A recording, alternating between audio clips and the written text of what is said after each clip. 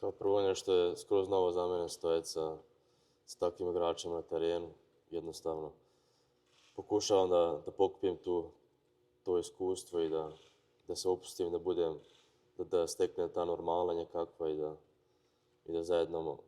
da zajedno steknemo naše ciljeve koje smo se poduzeli.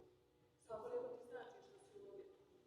Sa ovakvom ekipom, onako svi ste tu većinom generacija, svi ste onako blizu. Za mene je to nešto ogromno, igrati za svoju reprezentaciju i biti član ove ekipe i jednostavno gledati od treninga do treninga, od utakmice do utakmice i jednostavno imati osmijeh na licu i dati sve od sebe.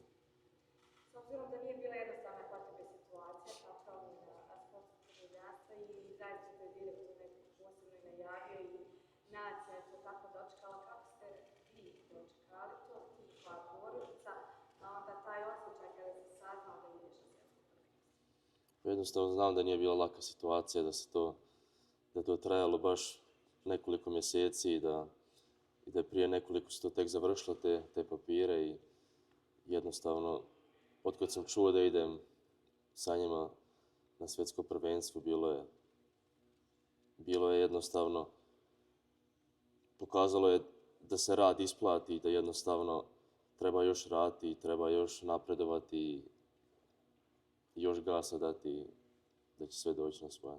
Rekao si da nije bilo dileme kod tebe, da si ti zaista želio da igraš Bosnu. Nije nikad bilo dileme, uvijek znao sam za koju zemlju hoću da igram i jednostavno to je uvijek bila Bosna i nikad nisam promijenio svoje mišljenje o tome. Još pitanje, javnost od vas ne prati da kažeš toliko ligu koju ti igraš. Šta možeš ti da kažeš o sebi na terenu? Šta možeš da ponudiš? Vidjeli smo gol, onaj fantastičan da se toga i par gola. Šta je ono što ti možeš da kažeš?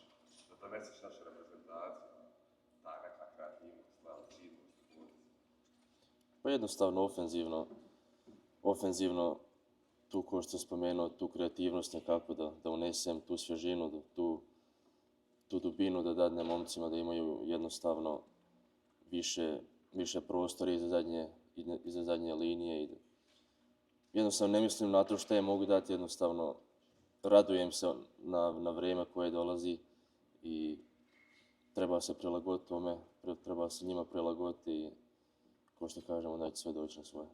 spoznavao koliko igrača tu. Dvojicu, trojicu sam već poznavao, ali tek sam i upoznao kad sam došao u subotu.